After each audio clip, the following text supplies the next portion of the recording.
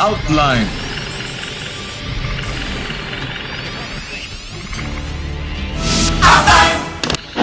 Dime, por favor, ¿qué fue antes del señor Luis Cavero? ¿Él se dedicó al disco, la venta de discos, o ya trabajaba en radio? No, ya trabajaba. Él ya trabajaba en el Gran Disco. Cuando se integró el grupo Asir, a él lo jalaron para manejar Radio Capital, pero él trabajaba el negocio del Gran Disco con Homero Calles y Mesa. Uh-huh. Los dos se fueron a manejar la radio. Antes no trabajaba en radio.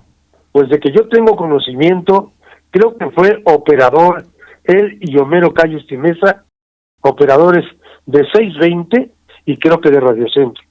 Ok. Muchas gracias por el dato. Regresamos, Enrique Galicia, en Radio Felicidad. ¿Qué ocurrió los primeros meses? ¿Cuál fue la respuesta del público? ¿Qué tocaban? Bueno, ya me dijiste Pedro Infante en las mañanas. ¿Cuándo se hizo un poco más juvenil? Etcétera. Al integrarse al grupo Asir, le cambian el perfil y la hacen popera, la hacen moderna y tocábamos todo lo que estuviera funcionando de música juvenil. O sea que tocábamos a los hermanos Carreón, tocábamos a Angélica María, ¿qué te digo? Y a las figuras de la época. Uh-huh. Así se conformó la Radio Felicidad.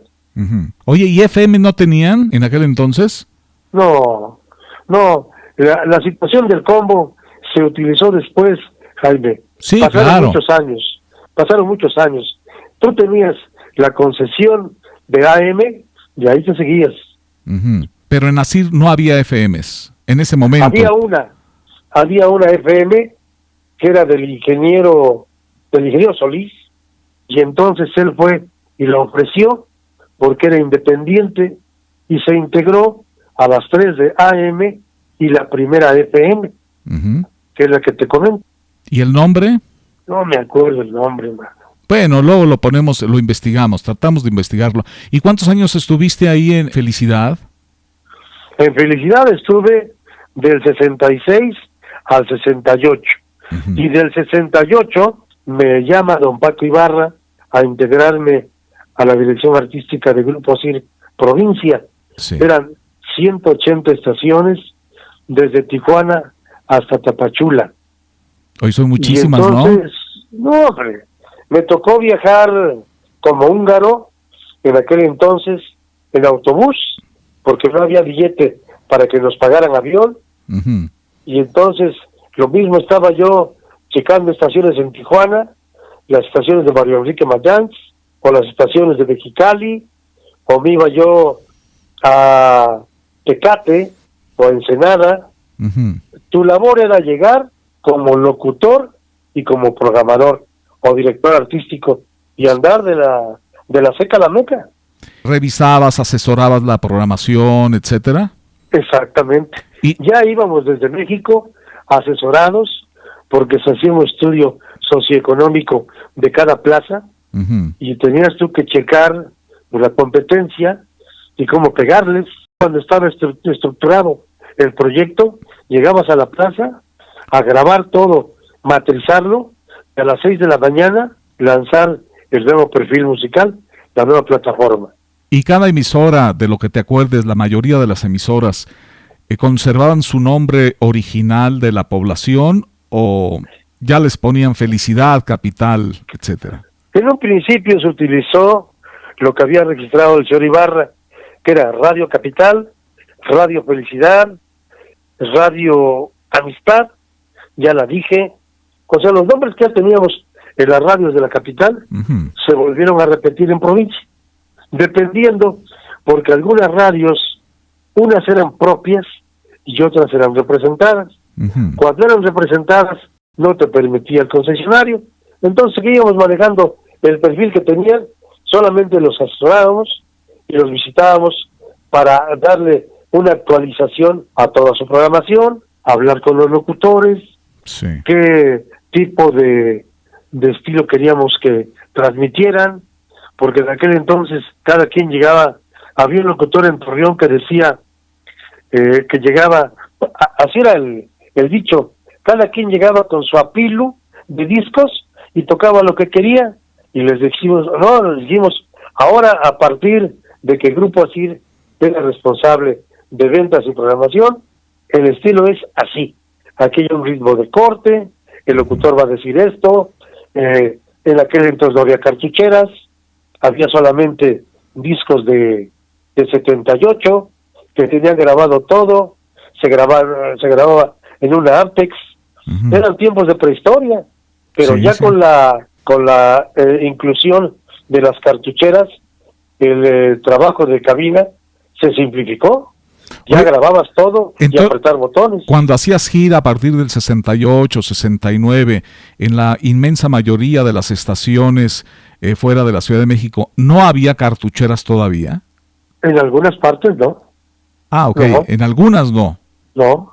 Entonces seguían con el sistema anterior de los discos, de los acetatos o de cintas, como dices, ¿no? Exactamente, sí. Uh-huh. Es que no había otra forma. No había otra forma de grabar y simplificar el trabajo de transmisión, porque no vamos. Aparte, yo creo que cuando surgieron las cartucheras eran muy caras. Yo recuerdo que las vendía el señor Cendejas en aquel entonces de Altec, no me acuerdo cuáles marcas más había, pero se fueron integrando a la industria poco a poco. Claro. Sí, sí, alta tecnología. Aunque Sí, ya tenían como 10 años de haber aterrizado en la Ciudad de México, algunas emisoras. Pero ese tour por toda la República Mexicana ha de haber sido muy interesante, ¿no? Te voy a decir una cosa, aprendes mucho. Como gente de radio aprendes, porque no es lo mismo llegar a Monterrey y meter un norteño a irte a Sonora y meter un norteño por la variante de la redoba. La redoba se toca en Monterrey, pero en Sonora no se toca la redoba. Es el bajo, el tololoche, el de madera, que es el que le da el tiempo a la música. Todo eso lo vas aprendiendo. Cuando yo llegué, pues sí, me caí, porque dije, ¿cómo que es esto? Pues sí es lo que toco allá en Monterrey, sí, pero aquí no lo puedes tocar, porque aquí es otro tipo de música norteña. Y si lo tocas aquí, la gente lo va a rechazar.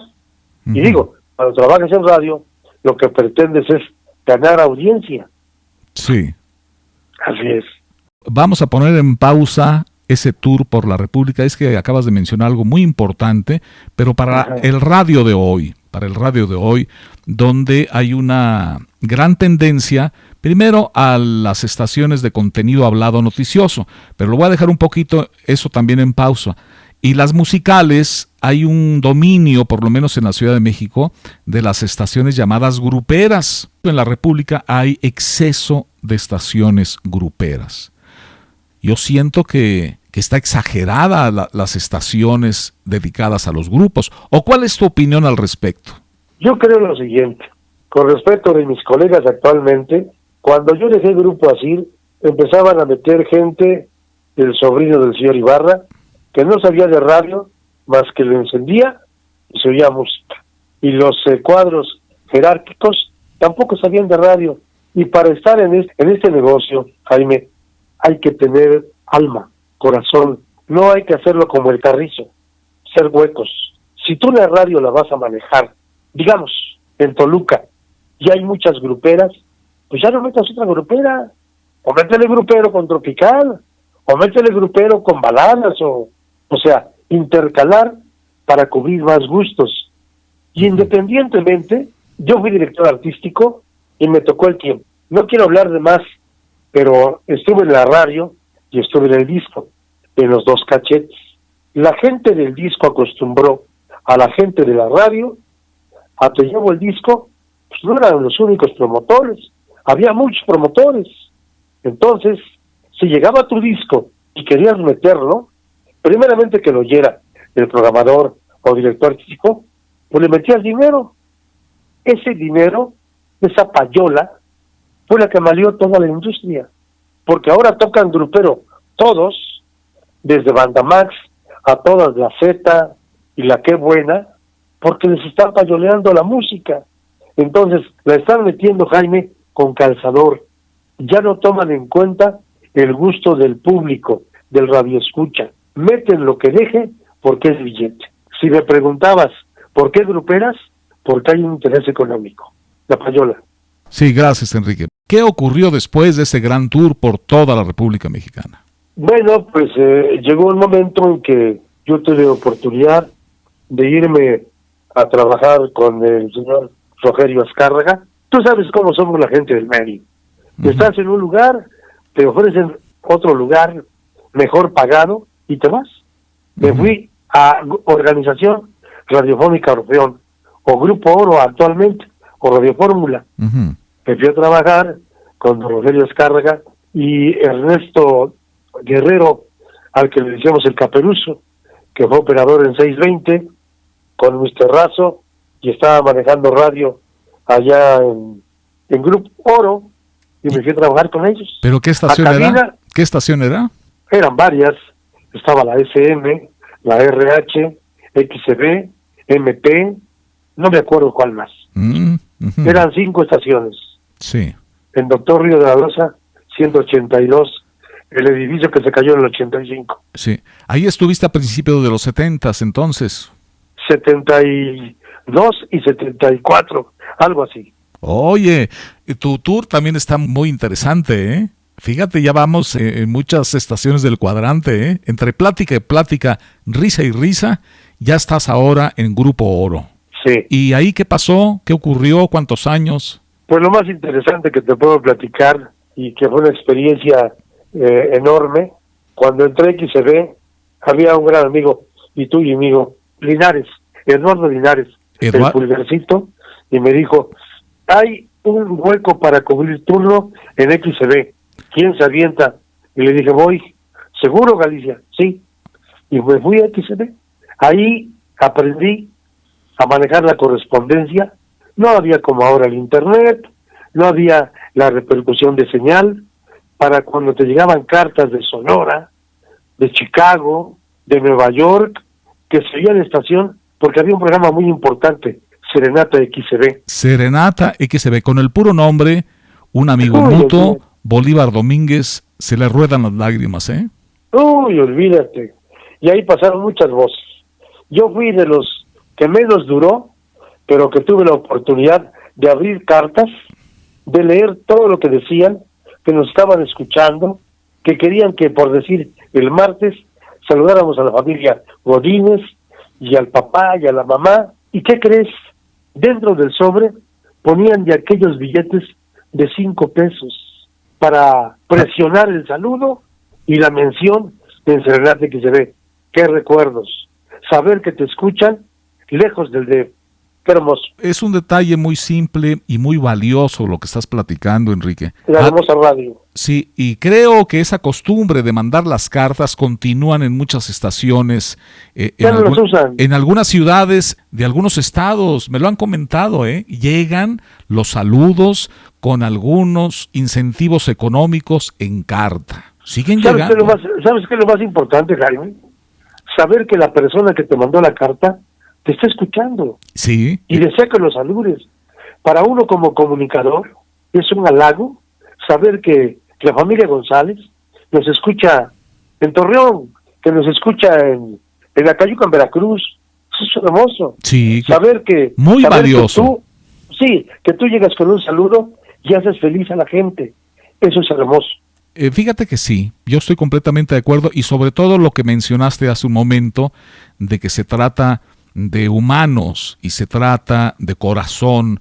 Puede sonar, claro, el adjetivo se lo pone la persona que está escuchando en este momento, puede sonar muy lo que ustedes quieran, pero es simple y es una muestra de amor y de amistad. O sea, tú que me estás escuchando, tú enfrente de las bocinas, te llamas así y te saludo desde este micrófono. Es algo muy poderoso y algo muy simple, ¿no? Y le pones la canción preferida. Eso es una maravilla. Pues sí, es una serenata moderna con disco en radio, ¿no? En lugar de llevar la serenata y el mariachi al ser querido, le pones el disco y le pones la dedicación por radio. Es una serenata. Así es. Y máxime que estamos hablando de Serenata XCB, la B grande, ¿no? Un programa institucional de la B grande por muchos años. No sé si siga pasando el programa, pero ojalá que no lo quiten, porque es una institución dentro de la radio en México. Sí, una institución de la gran historia del radio. Estamos hablando de un programa de amor, de humanos que quieren oír cosas de amor, quieren oír cosas de amistad. Lo más simple. Por eso, en estos destellos, yo te adelanto lo que hay en unos resúmenes de estos destellos. Es La Hora Azul del Maestro Lara.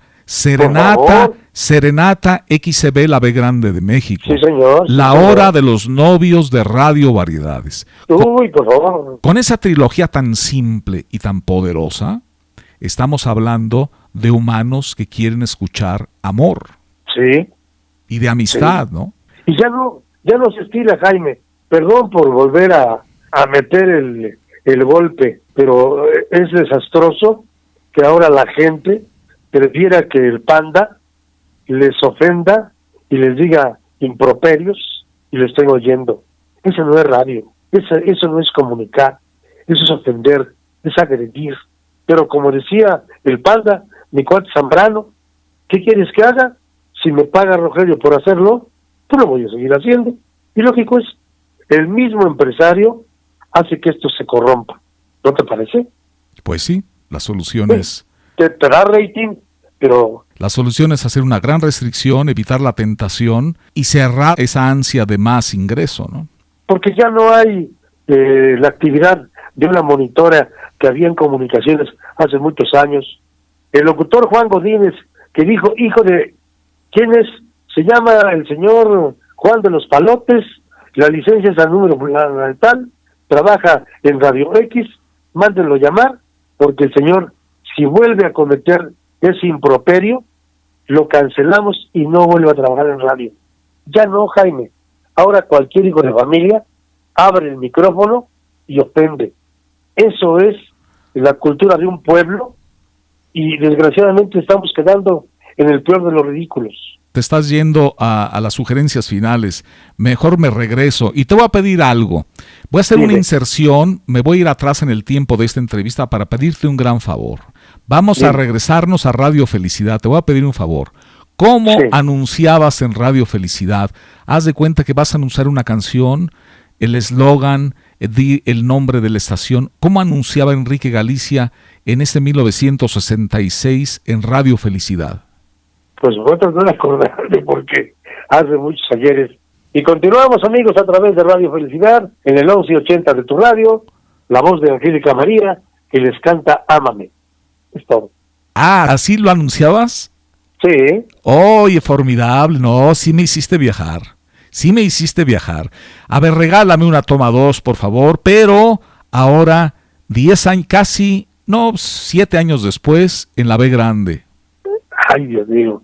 Pues me voy con el formato viejo.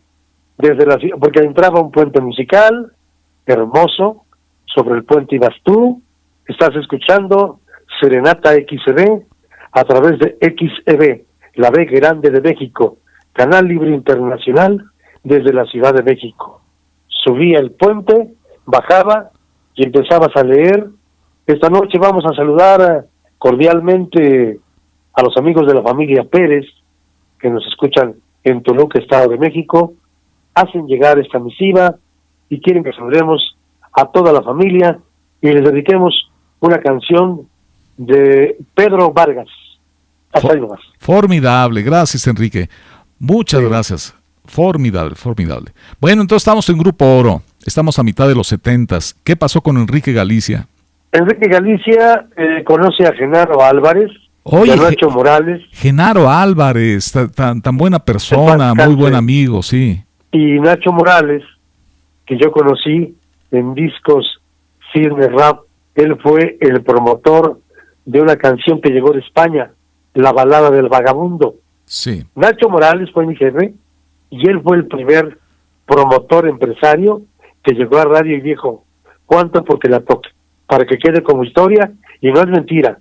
Me voy a Discos Melody como gerente de promoción y publicidad foránea, con Genaro y Nacho Morales, con Humberto Ríos, que fue el que jaló a los Bukis. Bueno, en aquel entonces los hermanitos Solís, Marco Antonio y Joel, que después fueron los Bukis, y de ahí se desprendió todo el talento de Marco Antonio Solís, y su música. Entonces, en Melody, pues empezamos a hacer lo que en aquel entonces nos pasaba a nosotros, a recibir al promotor, a mandar el disco, a entregarlo, a promover a un Raúl Vale, a Gatos Negros, a Marco Antonio Solís. Yo fui el primer promotor que llevó Falso Amor de los Bukis. Ujú. Y fui el primer representante de ellos. ¿El micrófono no lo extrañabas? No, pero tenías que vivir de realidades. La lana es la lana, Jaime. Y ahí Sí. estaba yo muy bien pagado. Ah, estabas bien pagado. ¿Pero qué pasó con el radio? Pues en el 75, el señor Paco Ibarra, de Grupo Asir, me vuelve a llamar y regreso nuevamente a Grupo Asir. 7.5. 75. ¿Y luego? Me quedo hasta el 77 y del 77 me voy a XCOC, Radio Chapultepec, a manejar la estación y como locutor de la planta de comunicadores. Déjame que te diga, el Grupo Asir en la segunda etapa estuve viajando a más partes que la primera etapa. Ujú. Así de húngaro de radio, o sea, de llegar a una plaza y de ahí, que le decía a mi esposa, oye, pues nada más llévenme ropa al aeropuerto, dejo esta ropa y me voy a Tapachula, o me voy a Guadalajara. O sea, me traían así. Oye, de húngaro. pero ahora ya en aeroplano, ¿eh? Ah, no, sí, y era avión, pero en un principio era puro camión, Sí, el famoso AVO. sí, así es. Te voy a pedir el mismo favor, Enrique Galicia. ¿Cómo Ajá. anunciabas en Radio Chapultepec? Ya Ok. estamos a partir del 78. Ok. ¿Qué tal? Buenas noches. Son las 6:20. Escuchas XEOC Radio Chapultepec. Una canción y una melodía. La presencia de Frank Purcell, su orquesta y Concord. Oye, plap, plap, plap, plap, plap, plap. Muy bueno. Así es. Oye, qué viaje, ¿eh? Qué Uy. viaje de Radio Chapultepec. Enrique Te comento Galicia. lo siguiente. Sí. De aquí en adelante, la radio desaparece en continuidad hasta 2010, que yo me integro a mi frecuencia de internet de radio, porque tuve mucha actividad, pero ya no con radio. Estuve en Discos Coro, en la revista Ecos de Medianoche, en la revista Resumen Político, estuve en Discos Polygram, en varias partes. Sí, supe. Ujú.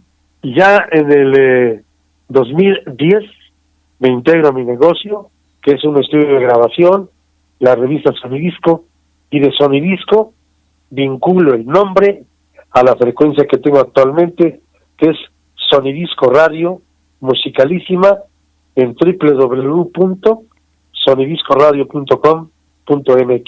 sonidiscoradio.com.mx. Así es. ¿Algo que agregar, Enrique? ¿Tienes algo que No. agregar? Nada más, que yo espero que a mi edad, que ya es mucha, el día que yo me pueda morir, ojalá me pueda morir frente a mi querido cacarizo. Es un cacarizo, un micrófono, querido, porque es el medio para que la gente linda que me escuche continúe conmigo y les pueda oír llevar momentos de solaz y esparcimiento con respeto. Gracias, Enrique. Así es.